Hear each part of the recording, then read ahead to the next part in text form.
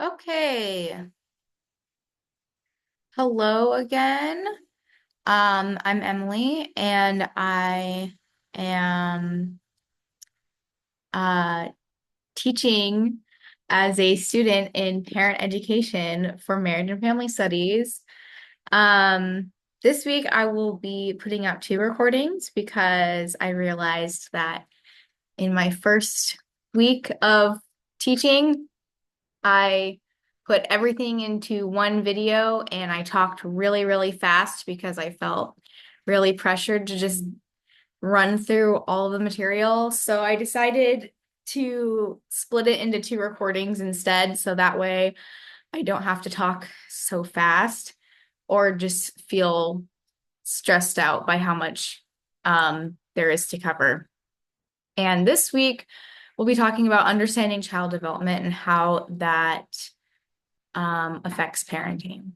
All right, so the objectives of this session are to understand the importance of teaching children knowledge and skills when the children are developmentally ready to learn, understand developmental stages of childhood and adolescence, and to be aware of warning signs that suggest a child may have developmental problems. So the first thing to talk about is the importance of pacing our progress. Sometimes children develop problems because their parents have unreasonable expectations. Parents might place unrealistic demands on their children if they do not know what to expect of their children at various stages of child development. Elder Neil A. Maxwell of the Quorum of the Twelve declared that a tutoring God may require difficult things of his children, but he would never command his children to do difficult things except he first prepares the way for them. Heavenly Father doesn't expect the impossible from his children. Parents should not expect the impossible from them either. President N. Eldon Tanner said that children want to live up to the expectations of those who are responsible for directing their lives. So, about reasonable expectations. When children are unable to meet their parents' unrealistic expectations, they often see themselves as failures, as deficient or abnormal, disappointing to others, and worthless. Long-term effects may include feelings of inferiority, insecurity, anxiety and depression, and an impaired ability to feel empathy for others. The scriptures indicate an orderly progression in life, including physical and spiritual development. Jesus Christ received not of the fullness at first, but continued from grace to grace until he received the fullness. Gradual progress is essential to healthy childhood development. At certain times during their lives, children become physically, intellectually, and psychologically ready to master developmental tasks such as learning to walk, talk, and feed themselves. Instead of pushing their children to do things before they are ready, parents can provide a secure and nurturing environment in which their children can learn and progress. Readiness to learn. Biology, temperament, family, and environment all influence a child's development. Physical and mental capabilities develop at certain stages. Parents should not be concerned if a child takes a little longer to learn some things, and they should not boast if a child seems slightly advanced. Such differences are often temporary and have little to do with the long-term capability of the child. Readiness is a key concept to keep in mind as children grow and develop. Parents will prevent many problems if they allow children to acquire skills at their own pace. Parents should try to adapt to each child's needs rather than to make the child adjust to parental expectations. Developmental stages. Social, emotional, and physical development is a series of stages that occur around certain ages. The successful completion of each stage is important for healthy childhood development, but kids progress at their own rate. Get to know and love your children as individuals to best help them develop into mature and competent adults. So the first stage is infancy, and the important thing that your infant is doing is they are learning how to trust. One, caring parents respond to their newborn baby's needs. They recognize cues for hunger and distress. Usually the signal is crying, but as your baby grows, you'll see unique forms of signaling. Holding your baby, giving affection physically and verbally, speaking to them kindly in a soothing tone of voice are ways to meet the child's physical and emotional needs. Comfort distressed babies long enough for them to calm down and feel secure. Sometimes this means holding and comforting a baby as they continue to cry.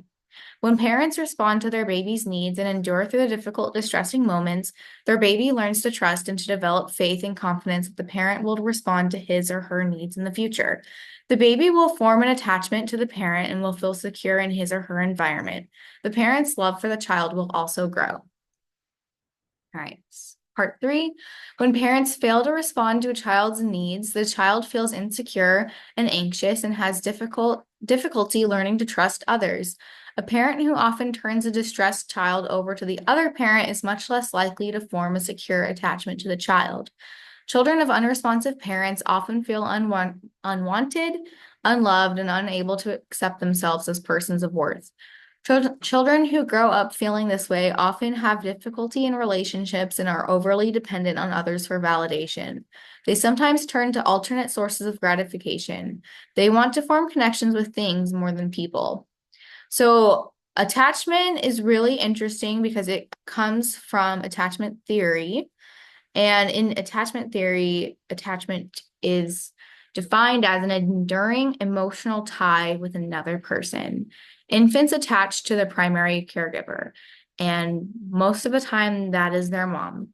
Children can attach to more than one person as they grow, so mom and dad and siblings, if there are older siblings in the house, and extended family members as well.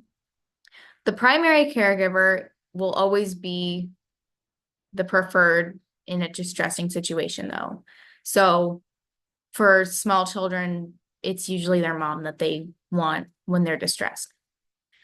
And something that I really find fascinating about attachment theory is the guy who created it. He was a psychologist and social scientist back in like the 1950s, 60s, 70s. He was born in 1907 and died in 1990. So his career took place like in the middle of the 20th century. But he was from an upper class British family. And at the time that he was born, and for quite a while before that too, the way that babies and infants and small children were raised was basically completely by nannies and by servant staff. So he had very little connection to his mother and his father. And when he was 4 years old, the nanny who had been with him since he was a baby moved away. And then when he was 7 years old, he was placed in a boarding school, which was also very common at the time.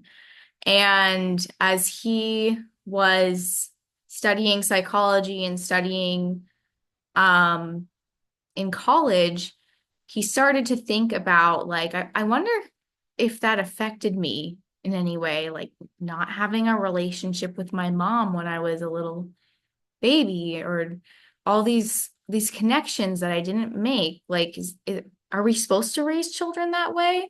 And so then he started to just really investigate that. And as the years went on, lots of other researchers attached themselves to attachment theory. And now it's just one of those things that you hear about all the time if you are in if you're studying relationships, studying marriage, studying family, or studying children. So I highly recommend looking into that theory and the history of it because it is very fascinating. All right, so some reasonable expectations after infancy will be crawling, but once walking occurs around age 1. And parents can watch for indications that the child is ready to walk. The child may pull himself or herself up to furniture and stand or walk while holding on to the furniture. Parents can play with the child by holding him or her in a standing position and letting the child take a step or two. This play may help the child learn to walk sooner than if he or she is left alone. On the other hand, if the child is not physically able to support his or her weight, playing this game will not be very helpful and may frustrate the child and may cause physical harm. Children gain no long-term benefit from walking prematurely. They will start walking when they are ready. So that is one of the first things that parents should keep a reasonable expectation for is walking. Like they shouldn't expect their 6-month-old baby to be walking already. But if your child is 2 and they aren't walking, maybe that would be concerning, but you shouldn't place unreasonable expectations on an infant. All right, developing independence. This is from age 1 to 3. And sometimes the terrible twos is used to characterize this time because the children are vigorous and energetic and they really want to be independent. Children begin to learn self-control, including like bathroom functions and how to cope with the world around them. In this stage of life, children learn to run, feed themselves, drink from a cup, pull on toys, open doors, climb on furniture, and wash their hands. By age 2.5, they are often quite rigid and demanding and have difficulty adapting or waiting for what they want. Most go through this stage no matter how they are raised. During this developmental stage, children tend to exert their independence at mealtime, at bedtime, and during potty training. So this is when they're just saying no all the time and throwing fits and having tantrums. And I think it's good that the guidelines point out that this is just going to happen. Like this isn't a result necessarily of bad parenting. This is a result of a child growing. Anyway, children are often curious about their body parts, which is also normal. This is a good time for parents to teach them appropriate terms, especially for like their private parts, because you don't want them just making connections that are incorrect. The terrible twos can be enjoyable if parents have the right attitude. Parents can help by being patient, by allowing the child to act independently within acceptable limits, and by giving choices as a way of preventing power struggles. They should recognize that the phase is temporary but significant for their child. When parents discipline children in this developmental stage, ignoring misbehavior and imposing consequences usually works well. These early formative years are an ideal time for increased spiritual instruction, like going to sunbeams. Reasonable expectations for this stage are potty training. It should begin when the child is ready, though. Expecting children to be fully trained by age 2 may place unrealistic demands on them, and these demands are emotionally and physically straining to a young child. So how do you know when a child is ready? When they can understand simple requests that parents make of them, that's a good sign that they are ready for potty training. When they begin to push off their diapers when they're dirty, when they imitate the behavior they see of parents or older siblings who use the bathroom. Accidents and wetting the bed are also something that should be expected. And parents who don't get upset and don't get angry will reinforce more of a positive attitude to the child. Being calm and patient when you're dealing with this goes a long way for helping the child learn self-control. Channeling initiatives, ages 3 to 6. During these years, children have a surplus of energy. They want to feel competent and connected to their world. Learning new things and mastering new skills are very important to them. Children are also very imaginative. Often their ideas include themes of power and aggression. Without an outlet, the child may feel powerless, unhappy, and anxious. Many children at this stage have nightmares. They tend to exaggerate and even believe their own imaginings. By age 4, most children can hop, stand on one foot, kick a ball, and go up and down stairs unassisted. They begin to play cooperatively, play pretend, and ask lots of questions to anyone around them. They are sometimes out of bounds and defy their parents. They may hit, kick, break things, use shocking language, or run away. On the bright side, they are often surprisingly responsive when parents communicate their expectations clearly. Being flexible, not too strict, and having clear expectations for your child goes a long way.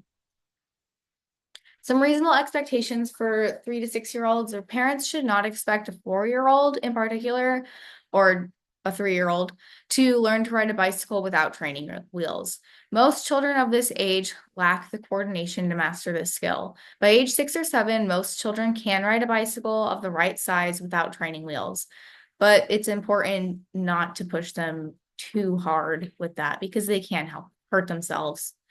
Parents can best teach their children to help around the house when the children show interest in helping, to throw a ball when the children want to play catch, or to fix their hair when children start wanting to do it by themselves.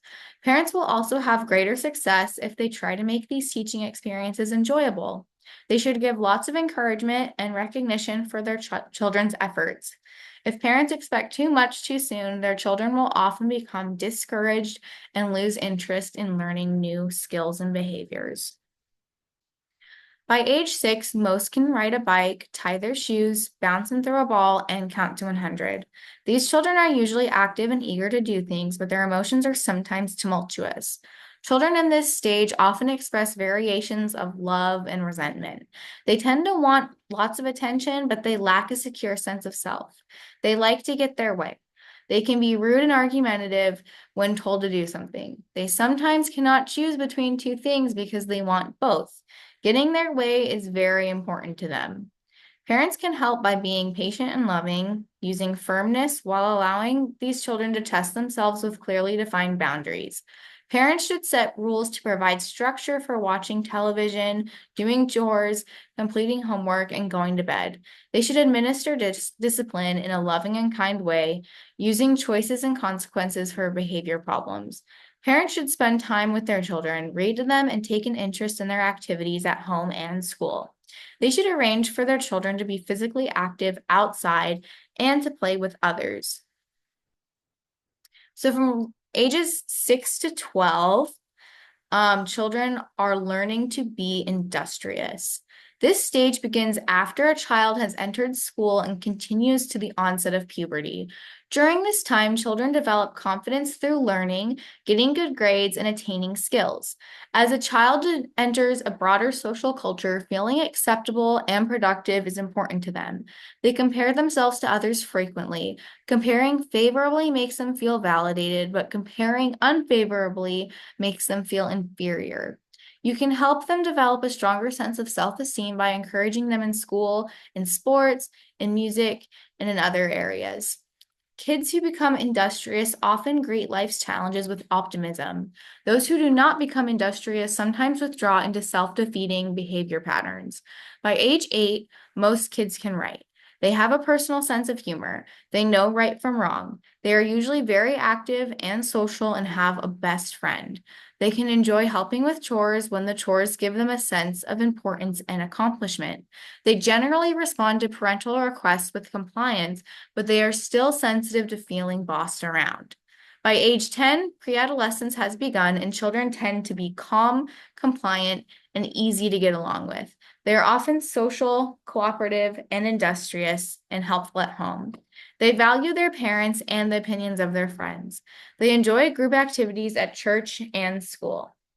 By age 12, many girls have begun puberty. Overall, children around this age get along well at home and school, but many experience emotional and behavioral roller coasters, bouncing from childhood to adolescence and back again, being responsible and irresponsible, testing the rules versus depending on them, etc.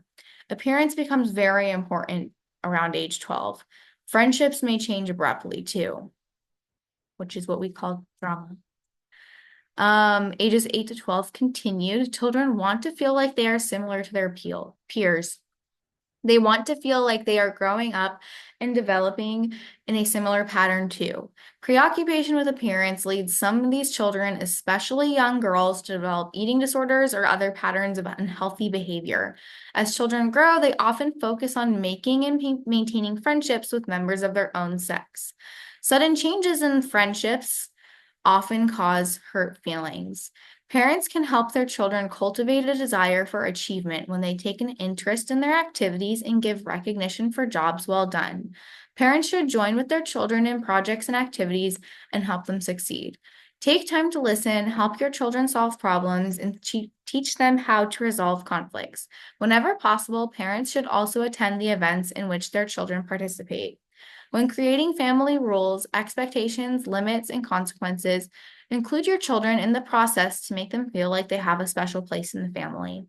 As a kid grows, their share of household responsibilities should increase, and the kinds of work they are taught to do should increase too. This is a time to start learning real skills. Parents need to be particularly aware of the influence of media on their children during these years. Fashion marketing and social media may give a young girl an incorrect perception of physical beauty. Video games or inappropriate media, like R-rated movies, or violent TV shows, may influence children towards violence and immorality.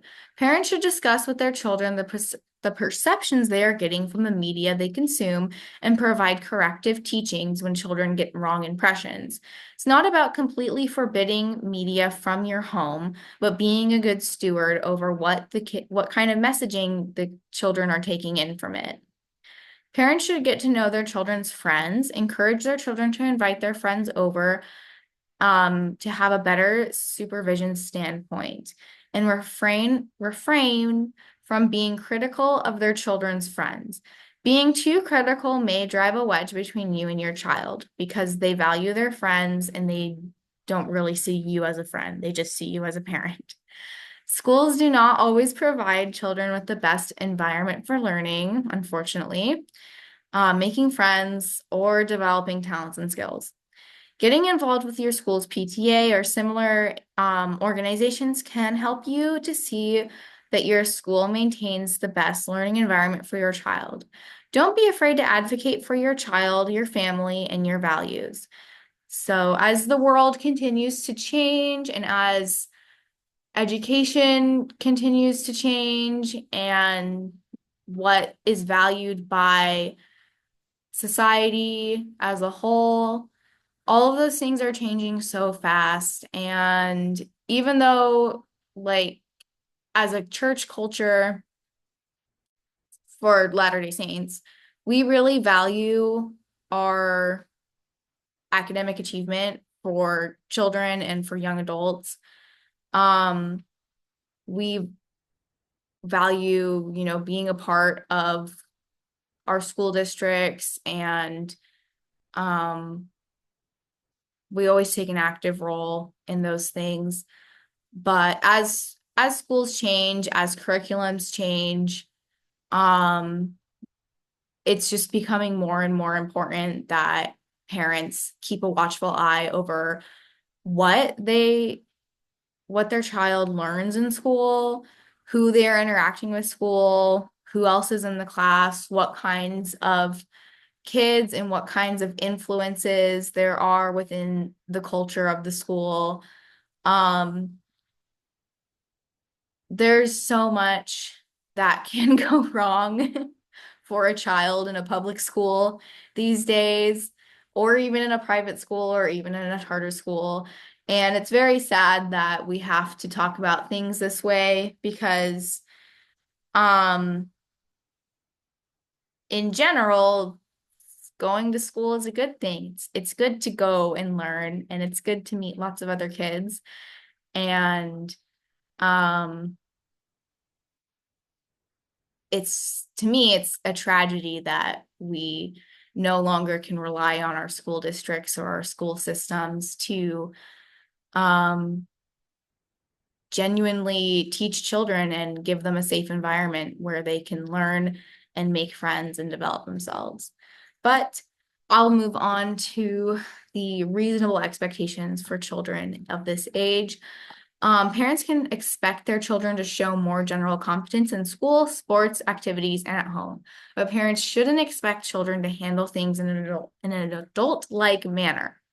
School is a common stressor in adolescence. Even students who get good grades and who do well in school will have days where they feel overwhelmed.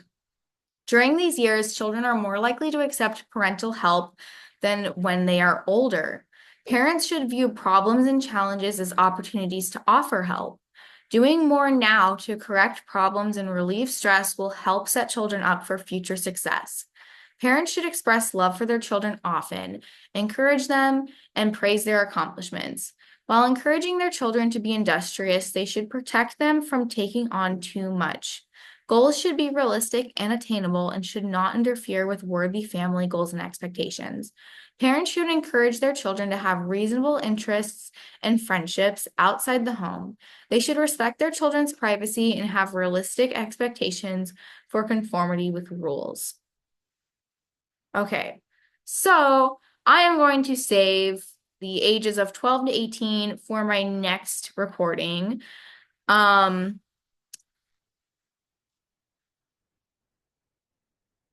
Okay, so thank you for watching the first part of the Understanding Child Development recording.